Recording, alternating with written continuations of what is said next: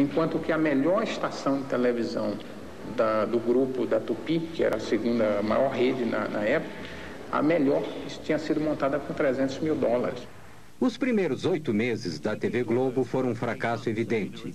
E Walter Clark, à época com 29 anos, foi contratado para dirigir a emissora. Ele foi o arquiteto do incrível sucesso da Globo. Um momento, antes de assinar contrato, na casa do Roberto, mas uma tapeçaria linda do Lussá, eu tremendo de medo, porque era uma jogada da vida, não tinha estrutura de vivência de negócio para assumir aquilo, porque a Globo estava fadada a quebrar. Ela tinha 4 meses de vida. Faturava, na ordem, ela faturava 180 e gastava 700. As enchentes desastrosas no Rio de 1966 marcaram um momento decisivo da TV Globo. A Globo fez a cobertura das enchentes ao vivo. Aqui, quando o segundo presidente militar, Marechal Costa e Silva, assumiu em 1967, começou o breve milagre econômico brasileiro. Um país que estava entrando no mundo industrializado estava, ao mesmo tempo, condenando grande parte de sua população, para ser exato 60%, a uma situação socioeconômica miserável, mesmo sendo a 8ª economia do mundo. E esta é a situação. O pensamento econômico do regime era surpreendentemente simples. Ricos, para que, graças a eles, os pobres, por sua vez, sejam menos pobres. A ditadura deu prioridade ao desenvolvimento de um moderno sistema de telecomunicações. Criou o Ministério das Telecomunicações e viabilizou a compra de televisores a crédito. Os objetivos definidos foram, como sempre, integração e segurança nacional. Em 70, como exemplo, todos os brasileiros poderão ver a Copa do Mundo pela TV e, reciprocamente, outros povos verão a maior festa popular do Brasil, o Carnaval Carioca. Era televisão e futebol. Construísse estádios de futebol e essa rede de telecomunicações impressionante no Brasil inteiro. E, ao mesmo tempo, houve uma degradação muito grande em termos de educação, de saúde, tudo isso foi descuidado. No final dos anos 60, o videotape e as redes nacionais se uniram para destruir a produção local de programas. As produções ficaram centralizadas no Rio e em São Paulo. Os herdeiros da cultura jovem dos anos 60 conseguiram conquistar algum espaço na televisão. Os festivais de música tinham cobertura ao vivo, e os melhores foram organizados pela TV Record em São Paulo.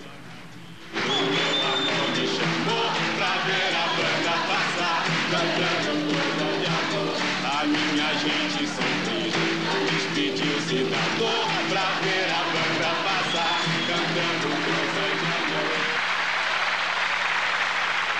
Eu vou sem documento, nada no bolso ou nas mãos.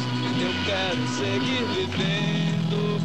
Amor, eu vou, por que não? Por que não? Por que não?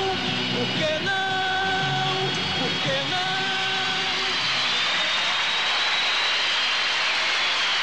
Caminhando e cantando. A resistência à ditadura militar chegou às ruas em 1968. 100 mil pessoas, principalmente estudantes, fizeram manifestações no Rio. Nas ruas, campos, construções, caminhando e cantando e seguindo a canção. Após ter ouvido... Provocado por essa crescente oposição, o regime militar assumiu total poder ditatorial no final de 1968, com o infame AI-5. O Congresso foi fechado, a tortura virou uma rotina. Foi estabelecida a censura prévia dos meios de comunicação de massa. Logo depois, o não cumprimento de qualquer lei aprovada em segredo transformava-se em crime. parte da esquerda brasileira optou pela luta armada. Seu sucesso mais espetacular foi o sequestro do embaixador americano, forçando o governo a libertar estes prisioneiros políticos. Sequestros, bombardeios e assaltos, tanto da esquerda como da direita, não eram normalmente relatados. Jamais se falava em tortura. A segurança interna era a maior preocupação dos militares. Esquadrões da morte de direita eram ativos. Alguns resolveram bombardear teatros, como este, que estava apresentando a peça Roda Viva, de Chico Buarque de Holanda.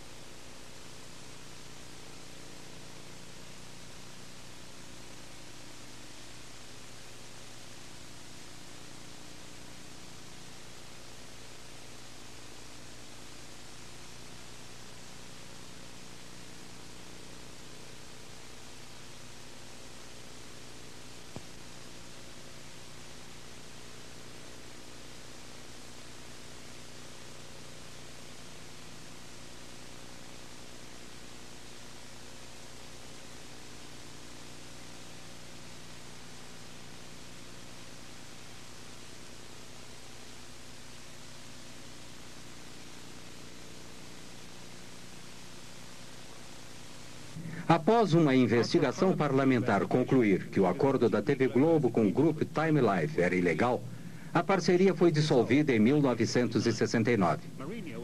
Roberto Marinho ficou com total controle da TV Globo. Suas concorrentes, Tupi e Excelsior, continuaram seu lento declínio. A Globo centralizou todas as produções no Rio quando o estúdio de São Paulo incendiou. O seguro pago ajudou a TV Globo a impulsionar a construção de uma rede. Em 1969, a primeira estação de TV via satélite deu ao Brasil uma ligação internacional.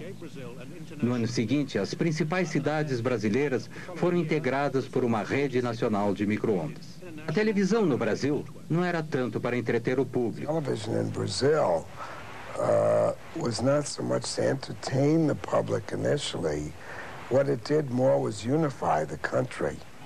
O primeiro jornal nacional em cadeia da Globo foi o Jornal Nacional, que foi apresentado em 1º de setembro de 1969.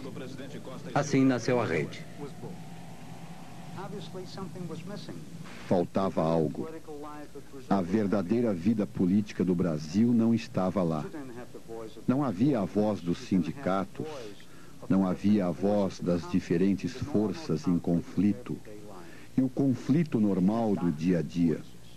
Você tinha vozes doutorais, você tinha mentes doutorais. A censura cortava não apenas trechos de programas, notícias que não eram veiculadas, mas criou uma tendência no Brasil da gente não ter a história registrada daquele período.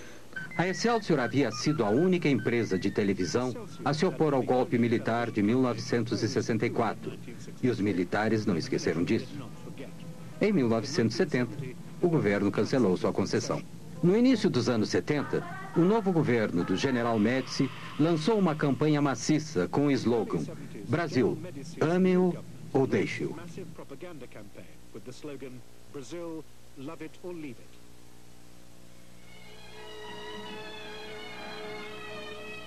Abrange mais de 5.000 quilômetros de rodovias rasgadas. The Trans-Amazon Highway was the next grandiose national infrastructure project. Mas não basta construir estradas, é preciso colonizar. A Copa de 1970, no México, foi transmitida ao vivo via satélite. O Brasil foi campeão, e o regime aproveitou o máximo, explorando a glória dos campeões. Mas esta foto do presidente foi proibida. Talvez porque o homem duro parecia humano demais. O Estado fornecia cerca de 30% dos gastos com propaganda. Pagava por algumas propagandas e outras decretava que deveriam ser transmitidas de graça. A televisão era o principal veículo para suas mensagens de propaganda. A paz se faz com quem ama o mesmo chão. Qualquer reportagem sobre declínio era proibida. Também o eram as críticas persistentes e sua publicação. A lista de assuntos censurados era interminável. A ordem proibindo a menção de algum acontecimento era frequentemente enviada aos jornalistas antes mesmo que acontecesse. Por exemplo, o senhor está proibido de noticiar um sequestro que acontecerá amanhã, provavelmente em Curitiba. A TV Globo muitas vezes foi além do que era requisitado. Transformou as pessoas em não pessoas. Proibiam minhas músicas, a censura proibia algumas músicas minhas, a censura que era oficial do governo. Agora, a TV Globo se encarregou de ser mais realista que o rei, de reforçar essa censura, proibindo o meu nome. Em 1981, uma bomba explodiu em um carro do lado de fora do Rio Centro, onde se realizava um show musical. Havia 20 mil pessoas lá. Os militares disseram que a bomba havia sido colocada por extremistas de esquerda. Mas a explosão matou um soldado e feriu outro dentro do carro. No primeiro noticiário da Globo sobre o incidente, via-se claramente uma segunda bomba intacta dentro do carro. Quando transmitiram a notícia novamente, a segunda bomba foi retirada da edição. A novela no Brasil é diferente da sua equivalente do hemisfério norte. Sempre tem um fim. Elas vão ao ar quando os 12 capítulos, suficientes para 2 semanas, já estão gravados. Os outros são escritos baseado em pesquisas de audiência durante os 7 a 8 meses em que se passa a novela. A Globo transmite 3 novelas de 1 hora no horário nobre da noite, 6 noites por semana. As novelas são o início da supremacia da Rede Globo. Novelas are the foundation of the Globo network's supremacy.